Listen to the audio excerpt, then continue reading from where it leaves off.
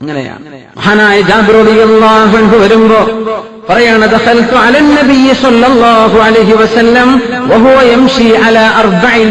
അല്ലാഹ്, ഞാൻ അല്ലാഹുവിന്റെ റസൂലിന്റെ സ്വല്ലല്ലാഹു അലൈഹി വസല്ലം അടുത്തേക്ക് വരുമ്പോ തങ്ങൾ 4 കാലിൽ നടക്കുകയാണ്. പറഞ്ഞ മുട്ടുകുത്തി ഇങ്ങനെ നടക്കുകയാണ്. വഅലാ ദുഹരിഹി, അവിടുത്തെ പുറത്ത് കയറിയിരിക്കുന്നുണ്ട് അൽ ഹസൻ വൽ ഹുസൈൻ, അവിടുത്തെ പുന്നാര മകളുടെ മക്കൾ ഹസൻ ഹുസൈൻ റളിയല്ലാഹു അൻഹുമാ എന്താണ് പുറത്ത് കയറിയിരിക്കുക. നബിതങ്ങൾ 4 കാലിൽ ഇങ്ങനെ നടക്കുകയാണ്. എന്നിട്ട് പുന്നാര റസൂൽ സല്ലല്ലാഹു അലൈഹി വസല്ലം പറഞ്ഞുകൊണ്ടിരിക്കുന്നുണ്ട്, നിഅമൽ ജമലു ജമലുകുമാ, നിങ്ങളുടെ ഒട്ടകം എത്ര നല്ല ഒട്ടകമാണ്, ഞാൻ നിങ്ങൾക്ക് ഒട്ടകമാണ്.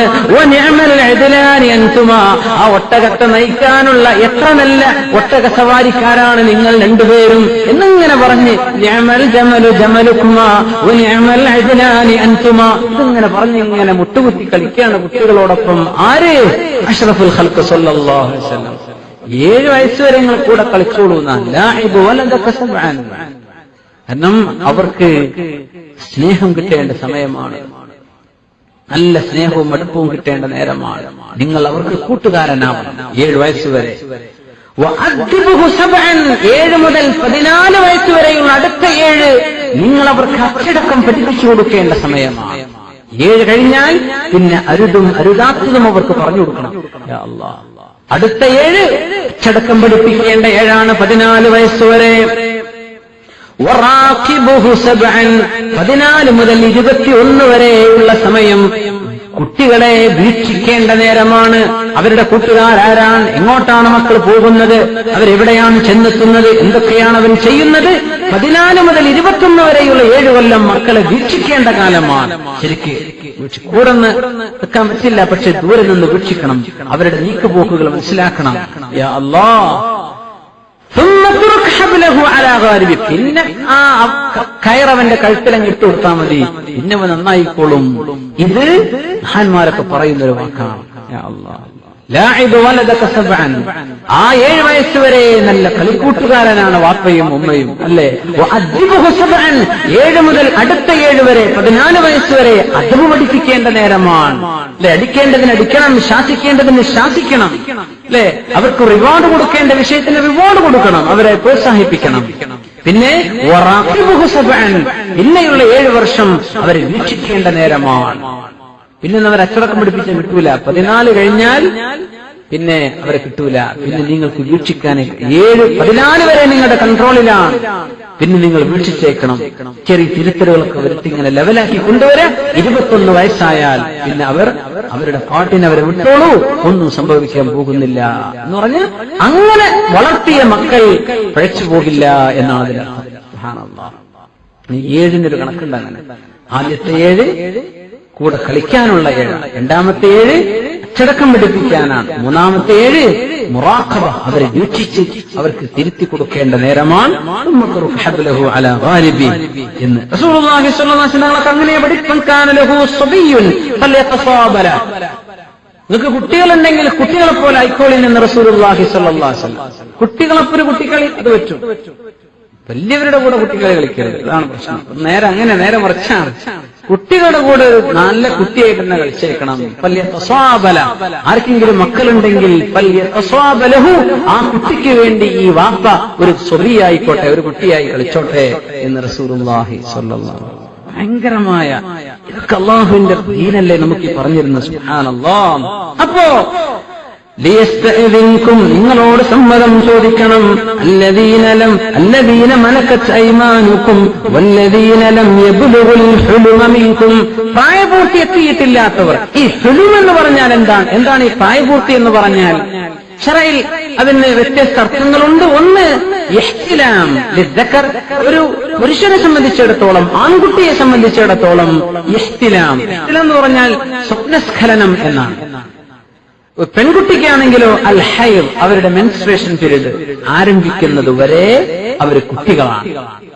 അതായിക്കഴിഞ്ഞാൽ അവർ അള്ളാഹുവിന്റെ കൽപ്പനകൾ നേരിട്ട് അവരെ ബന്ധിക്കുന്ന സമയത്തിലേക്ക് എത്തിക്കഴിഞ്ഞു എന്നാണ്. സുബ്ഹാനല്ലാഹ്. അപ്പോ ഇസ്ലാമിന്റെ കണക്കിൽ പ്രായപൂർത്തി എത്തുന്നത് തന്നെ പോലോത്ത തന്റെ ഒരു പിൻഗാമിയെ സൃഷ്ടിക്കാൻ അല്ലെങ്കിൽ പിൻഗാമിക്ക് ജന്മം കൊടുക്കാൻ ഉള്ള ഒരു പക്വതയിലേക്ക് ഒരു മനുഷ്യൻ എത്തിയാൽ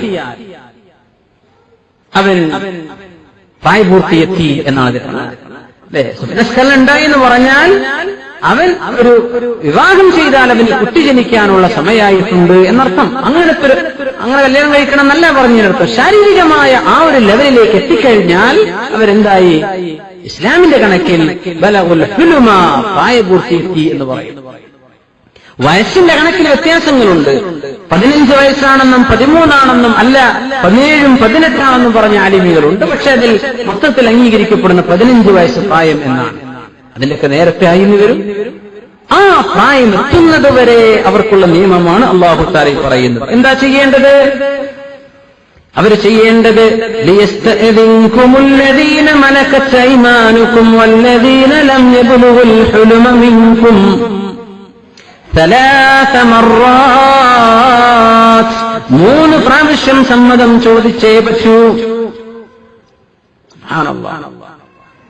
1 മിൻ ഖബ്ലി സ്വലാത്തിൽ ഫജ്രി വഹീന തമഊന സിയാബകും. 2 മിൻ അദ്ദഹീറ.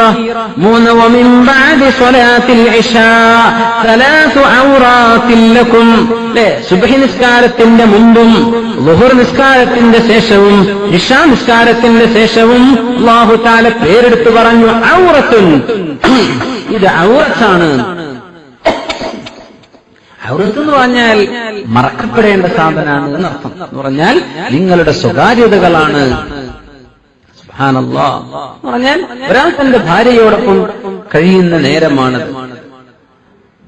സുബഹിന്റെ മുമ്പ് ഉറങ്ങുന്ന സമയമാണ്. വസ്ത്രം അങ്ങോട്ടും ഇങ്ങോട്ടൊക്കെ നീങ്ങിയിട്ടുണ്ടാവില്ലേ? ആ നേരത്ത് കുട്ടികളെങ്ങാനും വന്നാൽ ഔറത്ത് കാണുന്ന ഒരവസ്ഥയിലേക്ക് സംഗതികൾ എത്തും. അതുണ്ടാവാൻ പാടില്ല. അപ്പൊ നമ്മൾ കുട്ടികൾ ഔറത്തിന്റെ ഒരു അവസ്ഥയും അറിയരുത് എന്ന് അല്ലാഹു തആലക്ക് നിഷ്കർഷതയുണ്ട്.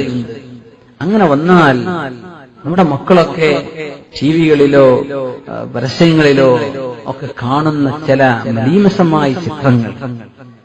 പരസ്യം പറയായിരിക്കും, മുട്ടുസൂചിക്ക് പരസ്യം പറയാനും വേണം, പെണ്ണ് വസ്ത്രമില്ലാതെ എന്നാലേ പരസ്യത്തിനാവുള്ളൂ. സുബ്ഹാനല്ലാഹ്.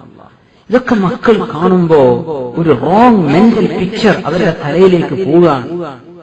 അവർക്കത് പ്രയോഗിക്കാൻ സമയമായിട്ടില്ല. അതൊരു സ്വീകരിച്ചുകൊണ്ടിരിക്കുകയാണ്, അബ്സോർബ് ചെയ്തുകൊണ്ടിരിക്കുകയാണ്. കാണാൻ അവസരം ഉണ്ടാവരുത് എന്നാണ് പറയുന്നത്. കാണാൻ അവസരം ഉണ്ടാവരുത്. യാ അല്ലാഹ്, നമ്മൾ ശ്രദ്ധിക്കാറുണ്ടോ? മഹാന്മാരായ സ്വഹാബത്തൊക്കെ പറയാണ്, അവര് ഭാര്യയുടെ കൂടെ കഴിയുമ്പോ ചെറിയ റദീയ, പകല് സമയം മുലകുടിപ്രായമുള്ള കൊച്ചുകുട്ടി അടുത്തുണ്ട്. മുലകുടിക്കുന്ന കുട്ടിയാണ്, 1 വയസ്സിലൊക്കെ താഴെ എന്ന് വിചാരിച്ചോളൂ.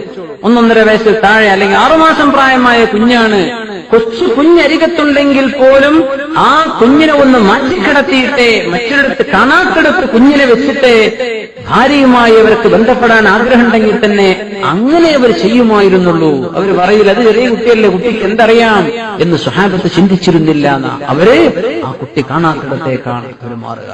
സുബ്ഹാനല്ലാഹ്. ഇത് കുട്ടിയല്ലേ, കുട്ടിക്കൊന്നും അറിയില്ലല്ലോ എന്ന് പറയരുത്. കുട്ടി അറിയുന്നുണ്ട്, കുട്ടി കേൾക്കുന്നുണ്ട്. കുട്ടിയുടെ കണ്ണിൽ കിട്ടുന്ന ചിത്രങ്ങൾ കുട്ടി അതിന്റെ ബ്രെയിനിലേക്ക് ഫീഡ് ചെയ്തുകൊണ്ടിരിക്കുകയാണ്. കുട്ടി കേൾക്കുന്ന വാക്കുകളാണ് പിന്നെ സെന്റൻസുകളായിട്ട് നിങ്ങൾ പഠിപ്പിക്കാത്ത സെന്റൻസ് കുട്ടി സംസാരിക്കുമ്പോ പറയാ.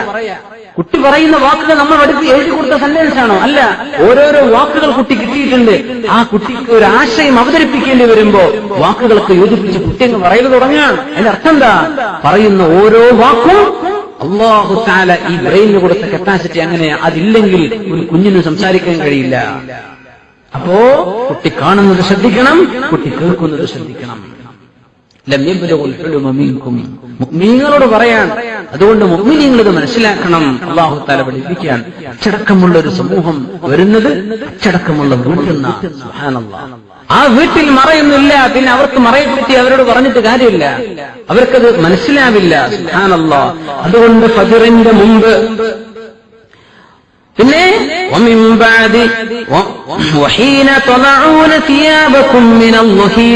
ഉച്ചക്ക് നിങ്ങൾ വസ്ത്രം അഴിച്ചു മാറ്റുന്ന നേരത്തും. വസ്ത്രം അഴിച്ചു മാറ്റിയെന്ന് പറഞ്ഞാൽ നിങ്ങൾ എന്ത് ചെയ്യും? വീട്ടിലാകുമ്പോ നല്ല ചൂട്, ഒരു ഭൂമിയിലൊക്കെ ജീവിക്കുന്ന ആളുകൾക്ക് പ്രത്യേകിച്ച് എയർ കണ്ടീഷൻ ഇല്ലാത്തൊരു സമയം ആലോചിച്ച് നോക്കി. സുബ്ഹാനല്ലാഹ്. ആ ഒരു ചൂടുനേരത്ത് വസ്ത്രങ്ങൾക്കൊന്ന് കനം കുറഞ്ഞ വസ്ത്രം ധരിച്ച് വിശ്രമിക്കാനിരിക്കുന്ന നേരമാണ്. ആ നേരത്തും നിങ്ങളുടെ റൂമിലേക്ക് വരുമ്പോ കൊച്ചുമക്കളോട് നിങ്ങൾ സമ്മതം ചോദിക്കാൻ പറയണം. അങ്ങനെ നിയമമുണ്ടായത് സമ്മതം ചോദിക്കാതെ കടന്നു വരുന്നൊരവസ്ഥ ഉള്ള വീടുകളായപ്പോഴാണ്. ഡോറുകളില്ലായിരുന്നു. സ്വഹാബത്തിന്റെ അവസ്ഥകളിൽ അന്ന് ചെറിയ കർട്ടന് തുണിയുടെ മറയേ ഉള്ളൂ, അതങ്ങ് നീക്കിയാൽ അടുത്ത റൂമായി. അങ്ങനെ കഴിയുന്ന കാലത്ത് അവർ സമ്മതം ചോദിച്ചിട്ടേ വരാവൂ. കാരണം ലോക്ക് ചെയ്യാൻ സന്ദർഭമല്ല. അപ്പൊ ഈ ഇന്നത്തെ കോൺടെക്സ്റ്റ് നമ്മൾ എങ്ങനെ മനസ്സിലാക്കണം? നിങ്ങളങ്ങനെ കിടന്നുറങ്ങുകയാണെങ്കിൽ റൂം ലോക്ക് ചെയ്തോ, റൂം ശരിക്കും നീ ലോക്ക് ചെയ്തോ, ഒന്നും ഉണ്ടായിട്ടല്ല. നിങ്ങളോ ഭാര്യയോ സമീപിക്കും, നിങ്ങൾ ശാരീരികമായി ബന്ധപ്പെടാൻ ഉദ്ദേശിക്കുന്ന നേരം ആവണമെന്നൊന്നുമില്ല. നിങ്ങൾ കിടന്നുറങ്ങല്ലേ, വസ്ത്രം നീങ്ങില്ലേ ശരീരത്തിൽ നിന്ന്. അത് കുട്ടികൾ കാണാൻ ഇടവരണ്ട. ഡോർ അടക്കാൻ പറ്റുന്ന ഡോർ അടക്കണം, ലോക്ക് ചെയ്യാൻ പറ്റുന്ന ലോക്ക് ചെയ്തോ, മക്കൾ മുട്ടുമ്പോ തുറന്നു കൊടുത്താൽ മതി. അങ്ങനെയൊന്നും ഡോറ് തുറക്കാനോ അടക്കാനൊന്നും പറ്റാത്തോ തുറന്നു കിടക്കുന്ന റൂമുകളാണ്. അവിടെ ചെറിയ കർട്ടനുകളെ ഉള്ളൂ. അവർക്ക് ഈ നിയമം നിർബന്ധമായി പഠിപ്പിച്ചു കൊടുത്തേ പറ്റൂ. അതാണ്. അപ്പോ ഇന്ന് ഇതിന്റെ പ്രാക്ടിക്കലായി നമ്മൾ ചിന്തിക്കുമ്പോ നല്ല സീക്രസി വീട്ടിൽ കീപ്പ് ചെയ്യണം എന്നർത്ഥം. മക്കൾക്ക് കാണാനുള്ള അവസരങ്ങൾ ഉണ്ടാവുക, ഔറത്ത് കാണരുത്. അതാണ്.